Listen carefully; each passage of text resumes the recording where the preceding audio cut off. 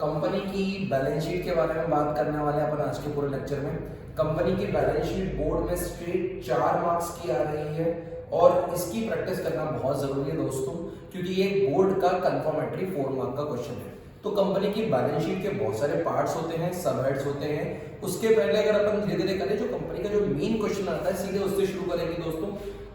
इसको शुरू करने के लिए दोस्तों सबसे पहला तो आपको पता होना चाहिए कंपनी की ऑथराइज्ड कैपिटल क्या होती है। तो अगर मैं बात करूं, सबसे पहले बात करना चाहिए हमको what do you mean by authorised capital. तो मैं साथ में बोलूंगा, आप इसको समझने की कोशिश करना। Authorised capital is the maximum capital which a company can issue over its lifetime, and it is generated by ROC, that is registrar of company। तो सर ऑथराइज कैपिटल क्या होती है, तो ध्यान रखिएगा। आज किसी को भी, आपको, मेरे को, रिलायंस को, किसी को भी अपनी कंपनी खोलनी है तो हमको जाना पड़ता है आरओसी के पास। आरओसी मतलब रजिस्ट्रार ऑफ कंपनी। वो बोलते हैं सर अगर आपको आपकी कंपनी खोलनी है गुरुकुल फॉर्च्यूनर्स लिमिटेड, तो आपको मैक्सिमम कैपिटल बतानी पड़ेगी जितनी आप इशू करोगे, अभी नहीं अपने जीवन काल में आपको मैक्सिमम कैपिटल कितनी रखनी है। तो हमने बोल दिया भाई हमको तो मैक्सिमम कैपिटल रखनी है, भाई हमारी 1000 करोड़, हम बहुत बड़ी कंपनी है तो हमको तो मैक्सिमम कैपिटल कितनी करनी है, 1000 करोड़। तो ऑथराइज कैपिटल का मतलब है वो कैपिटल है जो आप आज इशू करोगे। ऑथराइज कैपिटल का मतलब है it's the maximum capital which a company can issue over its lifetime. उसी company can issue over its lifetime. Sir authorise capital के बाद एक पार्ट आता है ऑथराइज कैपिटल का, जिसको अपन बोलते हैं दोस्तों इशूड कैपिटल। तो सर इशूड कैपिटल का मतलब क्या होता है? Issued capital is that part of authorized capital. Issued capital is that part of authorized capital which a company issue to public right now. इसका मतलब authorized capital वो, issued capital वो है जो आप पब्लिक को अभी इशू कर रहे हो। अभी लेट्स से मैंने बोला है 1000 करोड़ में से मेरे को तो अभी let's say 1 crore share issue करने हैं पब्लिक को, 1 करोड़ शेयर्स इशू करने हैं ऑफ रुपीज कितना, 100 each, of rupees what, 100 each. तो इसका मतलब मैं अभी पब्लिक को कितने इशू कर रहा हूँ, 100 करोड़। ऑथराइज कैपिटल क्या थी? ऑथराइज कैपिटल थी maximum capital which company can issue. Sir issued capital क्या थी? जो कंपनी पैसा आज मंगा रही है, अभी मंगा रही है, ठीक है दोस्तों। तो एक ऑथराइज हो गया और सेकंड क्या हो गया दोस्तों, इशूड कैपिटल। सर इशूड का ही पार्ट आता है नेक्स्ट वाला, अगर अपन बात करें सब्सक्राइब्ड कैपिटल। अब कैपिटल कितनी सब्सक्राइब्ड होगी ये आपके हाथ में नहीं, ये हाथ में है पब्लिक के। कि आपने तो बोल दिया, मैंने तो बोल दिया मेरी कंपनी है, मेरे पास 1 करोड़ शेयर मैंने इशू करे 100 रुपए के, तो मैंने पब्लिक को बोल दिया मुझे 100 करोड़ रुपए दे दो। क्या जरूरी है क्या पूरी पब्लिक को मेरी कंपनी में विश्वास हो, सब लोग मेरी कंपनी के उतने ही पैसे मुझे दे दिए? So not possible. दे भी सकते हैं, नहीं भी दे सकते, डिपेंड करते हैं। अगर सर आप बहुत ही अच्छी कंपनी हो तो अलग बात है, आपको 1 करोड़ की जगह ओवर सब्सक्राइब हो जाएगा। ओवर सब्सक्राइब मतलब आपने लोगों से मांगे होंगे 1 करोड़ शेयर्स और आपको दोस्तों एप्लीकेशन आ जाएगी, समझो 1 करोड़ की जगह 1 करोड़ 2 लाख शेयर्स की, मतलब 1.2 करोड़ शेयर्स की आपको एप्लीकेशन आ जाएगी। मतलब यहाँ पे आपका इशू क्या हो गया, ओवर सब्सक्राइब। ओवर सब्सक्राइब मतलब आपने जितने शेयर्स लोगों को इशू करना चाहे थे, लोगों को आपकी कंपनी में इतना फेथ है, इतना विश्वास है कि वो उन्होंने आपको उससे ज्यादा पैसा दे दिया। सर क्या इसका मतलब अगर हमको 1 करोड़ 2 लाख शेयर्स पे पैसा आ जाएगा तो क्या हम उतने इशू कर सकते हैं? Answer is no. Company issue तो दोस्तों कितने करेगी, 1 करोड़ ही करेगी। बाकी बचे हुए 2 लाख शेयर्स जो होंगे, बाकी बचे हुए जो 2 लाख शेयर्स होंगे, या तो उन शेयर्स का पैसा वो पब्लिक को रिफंड कर देगी या तो उनको प्रो रेटा अलॉटमेंट करेगी। और प्रो रेटा अलॉटमेंट का मतलब होता है जिसने कुछ शेयर ज्यादा मांगे होंगे उसको कुछ शेयर्स कम दे देगी। मतलब जिसने समझो 1000 शेयर मांगे होंगे उसको 900 शेयर दे देगी, जिसने 1 लाख शेयर मांगे होंगे उसको 95,000 शेयर दे देगी। ऐसे कंपनी प्रो रेटा अलॉटमेंट करती है। प्रो रेटा वर्ड का मतलब है रेशो में अलॉट करना। रेशो में अलॉट करने का मतलब है जिसने थोड़े ज्यादा शेयर्स मांगे थे उसको थोड़े कम करना। लेकिन सर यहाँ पे ये एंगल भी तो है कि इशू ओवर सब्सक्राइब की जगह अंडर सब्सक्राइब भी हो सकता है। अगर इशू ओवर सब्सक्राइब की जगह अंडर सब्सक्राइब हो जाता है, सर अंडर सब्सक्राइब का मतलब क्या? सर आपने तो चाहा था 1 करोड़ शेयर्स में पैसा है, लेकिन आपका पैसा ही हो सकता है 96 लाख शेयर्स का है। तो सर ऐसे केस में आपका इशू ओवर सब्सक्राइब कहलाएगा कि अंडर सब्सक्राइब? तो ऐसे केस में आपका इशू अंडर सब्सक्राइब कहलाएगा। तो क्या सर ऐसे केस में पब्लिक कितने इशू करेगी या कंपनी क्या इशू करेगी? तो दोस्तों जितना कंपनी के पास शेयर्स आए उसी पे इशू कर सकती है। तो ऐसे केस में कंपनी की जो इशूड कैपिटल थी वो तो थी 1 करोड़ इंटू 100, दैट इज कितना 100 करोड़। अब कंपनी की सब्सक्राइब कैपिटल हो जाएगी दोस्तों 96 lakh into 100 is equal to 9.6 crore, is equal to कितना 9.6 करोड़ कंपनी की क्या हो जाएगी सब्सक्राइब कैपिटल। ठीक है ना सर, इसमें भी एक रेस्ट्रिक्शन है जिसमें बोर्ड पे एमसीक्यू कंफर्म आता ही आता है, ध्यान रखना मिनिमम सब्सक्रिप्शन आपके पास 90% का होना चाहिए। मतलब जितना आप पब्लिक से मंगाना चाहते हो उसका 90% तो पब्लिक की तरफ से हाँ ही आना चाहिए। अगर 90% हाँ नहीं आया पब्लिक की तरफ से, अगर इस इशू पे 96 लाख की जगह 88 लाख रुपीस आए होते तो ये इशू पूरा की पूरा दोस्तों कैंसिल करना पड़ता। ये पूरा ही इशू आपको क्या करना पड़ता, कैंसिल करना पड़ता। आपको पैसा नहीं मिल पाता, आपको पूरे सबके पब्लिक के पैसे वापस करने पड़ते, because as per the guidelines of the companies act की बात करूं या मैं बात करूं सेबी गाइडलाइंस, तो सेबी और कंपनीज एक्ट एक ही बात बोलते हैं कि यार आपकी कंपनी के लिए कोई पैसा देने को तैयार ही नहीं है। आपने तो लोगों से मांग लिए 100 करोड़, अब आपको लोग दे ही रहे कम पैसे, इसका मतलब आपकी कंपनी ट्रस्टवर्दी नहीं है, आपकी कंपनी की मार्केट में वैल्यू नहीं है, इसलिए आप पूरा ही पैसा वापस करो। इसीलिए मिनिमम सब्सक्रिप्शन कितना होता है दोस्तों 90%। मिनिमम सब्सक्रिप्शन कितना होता है 90%। तो सर अभी तक हमने क्या समझ लिया, ऑथराइज कैपिटल का मीनिंग समझ लिया, मैक्सिमम कैपिटल जो किसके हाथ में होती है आरओसी, रजिस्टर ऑफ कंपनी। फिर हमने क्या पढ़ लिया, इशूड कैपिटल, वो कैपिटल ऑथराइज कैपिटल का वो पार्ट जो अभी हम पब्लिक को इशू करेंगे, जितने पैसे अभी हमारी मंगाने की इच्छा है। सब्सक्राइब कैपिटल आपके हाथ में होती है पब्लिक के हाथ में होती है? तो दोस्तों पब्लिक के हाथ में होती है। Subscribe capital is that part of issued capital which is actually subscribed by the public. It can be oversubscribed also और it can be undersubscribe also. अगर यहां तक का पूरा दोस्तों क्लियर हो गया हो तो मैं थोड़ा सा गेम को आगे बढ़ाऊं, एक कंपनी की बैलेंस शीट का क्वेश्चन लेके चलता हूं। तो सर एक नॉर्मल क्वेश्चन, स्टैंडर्ड क्वेश्चन ले रहा हूं। सर ये जो क्वेश्चन मैं ले रहा हूं इससे ज्यादा टफ क्वेश्चन तो नहीं आना चाहिए, बट यस हम लोग पार्ट्स में करेंगे क्वेश्चन को। तो हम पहले क्वेश्चन को पढ़ते हैं। मैंने कंपनी का एक वर्किंग नोट अपने साथ रेडी रखा है, जो सबसे कॉमन होता है वो होता है share holders fund. Share holders fund को अपन ने पूरा बना के रखा हुआ है, आप चाहें तो इसको एज इट इज कॉपी कर सकते हैं। सबसे पहले बात करें, अभी हम सबसे पहले दोस्तों क्वेश्चन को पढ़ते हैं कि क्वेश्चन में गिवन क्या है, फिर क्वेश्चन की बातों के ऊपर बात करेंगे। X limited is authorised with a capital of 10 lakh equity shares of rupees 10 each. X Limited is authorized with a capital of कितना 10 lakh equity shares of rupees 10 each। मतलब अगर कंपनी की ऑथराइज्ड कैपिटल के बारे में बात करी जाए तो अभी हम 10 lakh shares of rupees 10 each, मतलब 10 लाख इंटू 10 मतलब कितना हो गया 1 CR। हमने आरओसी से परमिशन ली, ये हमने आरओसी से मतलब रजिस्टर ऑफ कंपनी से परमिशन लेके आए। Has issued for subscription 1 lakh equity shares of rupees 10 each.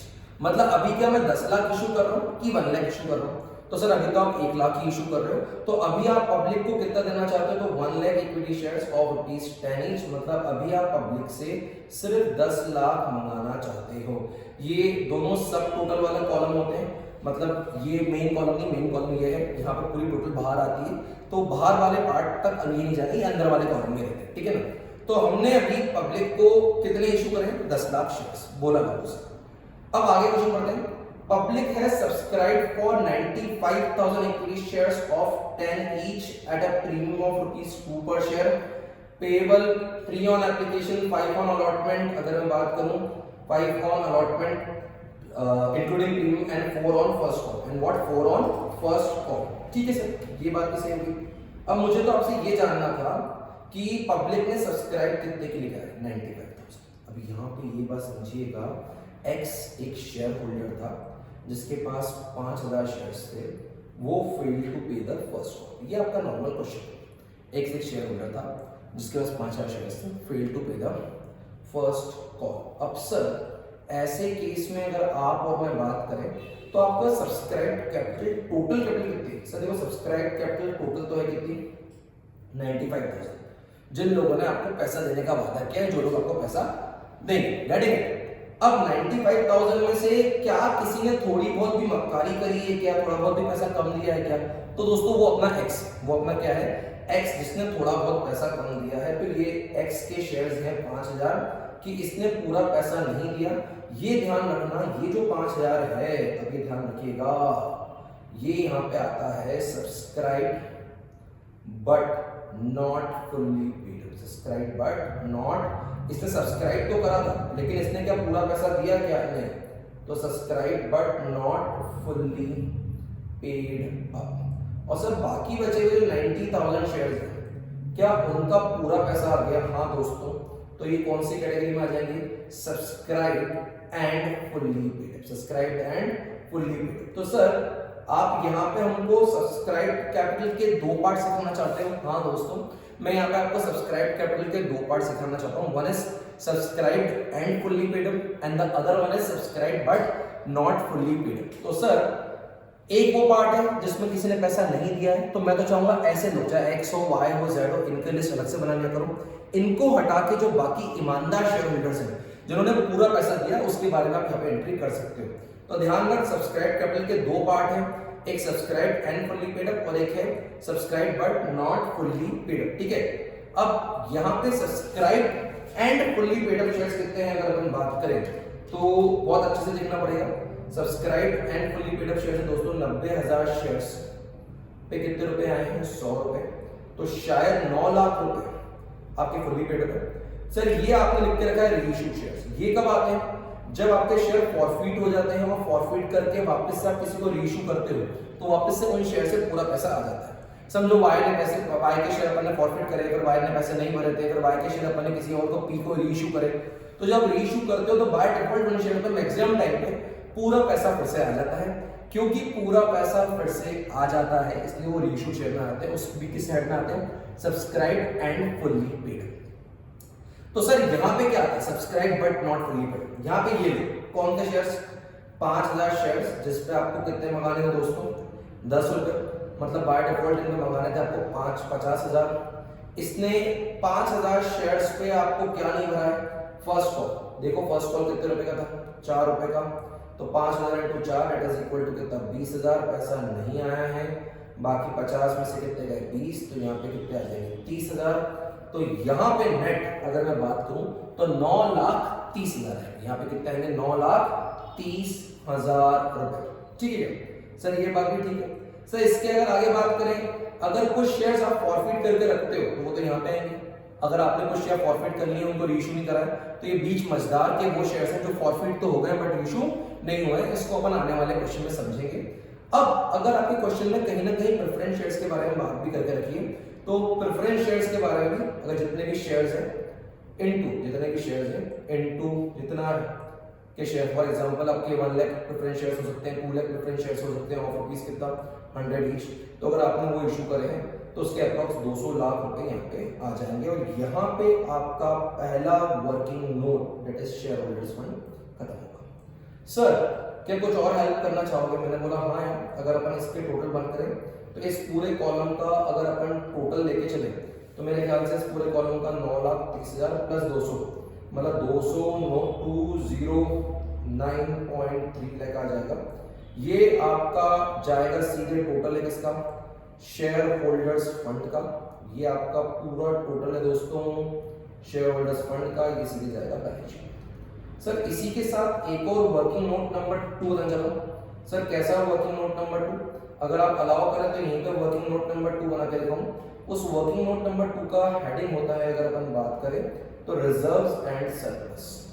Sir क्या ये वर्किंग नोट बहुत काम का होता है? हाँ दोस्तों, ये वर्किंग नोट बहुत काम का होता है।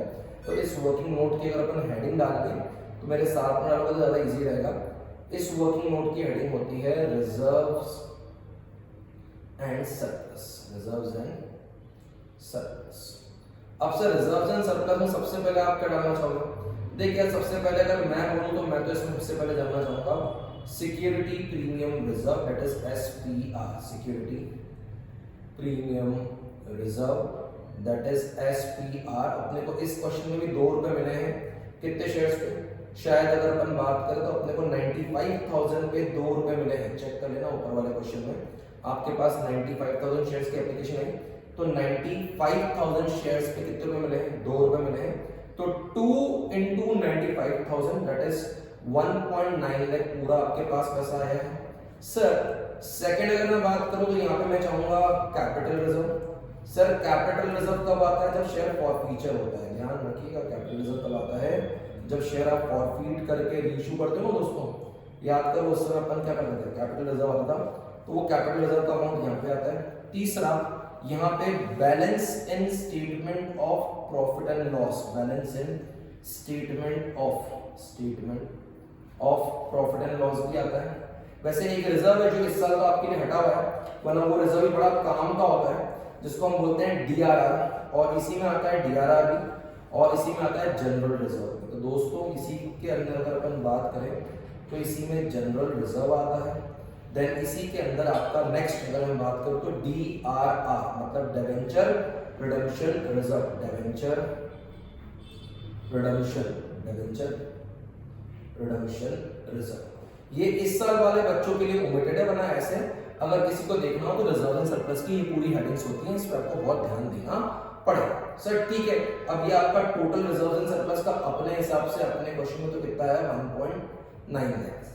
अब सर जितना पैसा अभी तक आप बात कर रहे हो, क्या उतना ही पैसा कैश एंड कैश इक्विवेलेंट में आया भी होगा, चाहे वो ज्यादा पैसा हो चाहे वो ज्यादा पैसा हो? हाँ सर, वो पैसा पूरा कैश में आया होगा, क्योंकि आपने शेयर्स इशू करे थे तो बाय डिफॉल्ट आप बैंक अकाउंट क्या करते हो, डेबिट।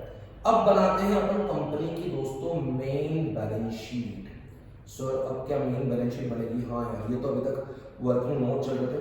अगर कोई बच्चा मुझसे पूछे सर आप मेन बैलेंस शीट का ढंग से फॉर्मेट शो कर दो हमको, तो देख यार, अगर मैं देखो बहुत सिस्टमेटिक जितना अभी अपने को इस क्वेश्चन में लगेगा उतने की बात करूं, तो अगर मैं समझाना चाहूँ किसी बच्चे को कि बैलेंस शीट में तो मोटा मोटा क्या समझ के चलना, तो अच्छे से और आराम से आप इस चीज को फोकस कर सकते हो कि सर बैलेंस शीट में इक्विटी एंड लायबिलिटी यहाँ की हेडिंग होती है।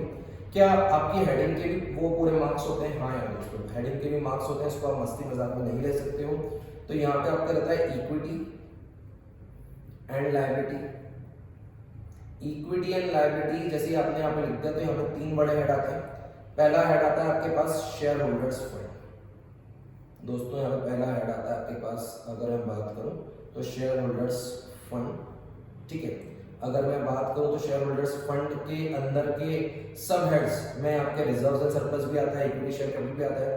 तो इसी के अंदर एक हेड तो आता है इक्विटी शेयर कैपिटल, अगर अपन बात करें तो इक्विटी शेयर कैपिटल। फिर इसी के अंदर आपके पास प्रेफरेंस शेयर कैपिटल के लिए भी पूरी जगह पूछी जाती है, प्रेफरेंस शेयर कैपिटल। फिर इसी के अंदर आपके पास शेयर होल्डर्स फंड के अंदर का ही पार्ट आपका एक होता है reserves and surplus, reserves and surplus, ठीक है। ये मेन हेड होते हैं दोस्तों। इसके बाद अगर मैं लायबिलिटी साइड का दूसरा हेड बताऊं तो वो होती है नॉन करंट लायबिलिटी, मतलब लॉन्ग टर्म बोरोइंग्स, तो उसको अपन अलग से लिख देते हैं। सिर्फ दिखाना जरूरी होता है, ऐसा मतलब नहीं भी लिखोगे तो भी चल जाएगा इस पर्टिकुलर क्वेश्चन के आपसे। तो जो सेकंड मेन हेडिंग होती है वो दोस्तों होती है नॉन करंट लायबिलिटीज, जिसमें आपके डिबेंचर्स और लॉन्ग टर्म लोन्स आते हैं। फिर अगर मैं बात करूं इसके बाद अगर आपकी कोई हेडिंग ऐसी होती है तो वो होती है करंट लायबिलिटीज। क्या होती है दोस्तों? अगर अपन लेके चले तो वो कहीं ना कहीं आपकी रहती है करंट लायबिलिटीज। तो यहाँ पे आपको तीसरी हेडिंग शो करनी पड़ती है जो कि होती है करंट लायबिलिटीज। सर ठीक है, ये भी ठीक है, मैंने बोला हाँ यार ये भी ठीक तो है। यहाँ पे आपका टोटल खत्म होता है किसका? लायबिलिटी साइड का। अब यहीं से क्योंकि आप वर्टिकल बैलेंस शीट बात कर रहे हो तो वहां पे आप सेकंड बड़ी हेडिंग बना लोगे एसेट साइड की। देखो एसेट साइड में 2 ही बड़ी हेडिंग होती है, एक होते हैं तुम्हारे दोस्तों नॉन करंट एसेट्स, एक तुम्हारे पास होते हैं नॉन करंट एसेट्स, और दूसरे तुम्हारे पास अगर अपन बात करें तो बाय डिफॉल्ट होते हैं करंट एसेट्स। अगर अपन बात करके चले तो दूसरी चीज आपके पास जो होती है वो क्या होती है? Current assets. और करंट एसेट्स के अंदर वैसे तो बहुत सारी बातें आती हैं, अभी अपने को इस पर्टिकुलर क्वेश्चन के लिए काम करना है। तो इस पर्टिकुलर क्वेश्चन के लिए अगर अपन करंट एसेट की बात करें तो करंट एसेट के अंदर कैश एंड कैश इक्विवेलेंट आएगा। यहाँ पे क्या आएगा दोस्तों? कैश एंड कैश इक्विवेलेंट, और उससे आपका काम ऑलमोस्ट हो जाएगा अगर आप कैश एंड कैश इक्विवेलेंट यहाँ पे डालें, ठीक है ना दोस्तों। इधर इसके अंदर आएगा आपके पास कैश एंड कैश इक्विवेलेंट अगर मैं बात करूं, ठीक है। तो सर क्या यहाँ पे इसी प्रकार से बैलेंस शीट खत्म होगी? मैंने बोला हाँ है। यहाँ पे आप जैसे ही कैश एंड कैश इक्विवेलेंट डाल देते हो, कैश एंड कैश इक्विवेलेंट, जितना पैसा पूरा आया था वहां पे, अगर उतना पूरा पैसा डाल दो, दैट इज कितना सर? अगर मैं बात करूं तो देखिए यहाँ पे 1.9 लाख दिख रहा है, यहाँ पे पैसा आया, और वहां पे शायद 209.3, ये देखो ऊपर, तो 209.3 और 1.9 शायद 211.2, अगर मैं बात करूं तो टोटल पैसा 209.3 प्लस 1.9 तो हो जाएगा 211.2 लैक्स। यहाँ पे डालोगे, यहाँ पे तुम्हारी बैलेंस शीट खत्म होगी। सर क्या ये बड़ा क्वेश्चन था कि इजी क्वेश्चन था? यार इसमें मैंने फॉरफीचर नहीं लिया है, इसमें मैंने भी कैपिटल रिजर्व नहीं लिया है, इसमें मैंने भी रीइश्यू नहीं लिया है, बट हाँ क्या ये क्वेश्चन कहीं ना कहीं आपको समझाने के लिए बहुत है कि बैलेंस शीट कैसे बनती है। हाँ यहाँ पे आपको इक्विटी शेयर कैपिटल के अंदर बाय डिफॉल्ट डालना पड़ेगा कितना, अगर अपन लेके चले तो आपकी इक्विटी शेयर कैपिटल का टोटल था दोस्तों, अगर अपन बात करें तो 9,30,000, देख लो 9.3 लाख का टोटल था यहाँ पे, तो वो आपको 9.3 लाख यहाँ डालने पड़ेंगे आपको, और कहीं ना कहीं प्रेफरेंस शेयर का 200 लाख है, तो वो आपको प्रेफरेंस शेयर्स के अंदर यहाँ पे डालना पड़ेगा। तो सर अगर एक बार ये हो गया तो क्या हमको बैलेंस शीट के पूरे मार्क्स मिल जाएंगे? हाँ दोस्तों, अगर ये हो गया तो आपको बैलेंस शीट के पूरे मार्क्स मिल जाएंगे। उम्मीद करता हूँ इस क्वेश्चन के थ्रू आपके बैलेंस शीट की शुरुआत हुई है, आपको बहुत ही चीज समझ में आई होंगी। इसके 2-3 पार्ट्स में और वीडियो आएंगे, तब जाके आपको बैलेंस शीट क्लियर हो पाएगी। तब तक के लिए thank you so much, have a nice day, nice life and nice career ahead.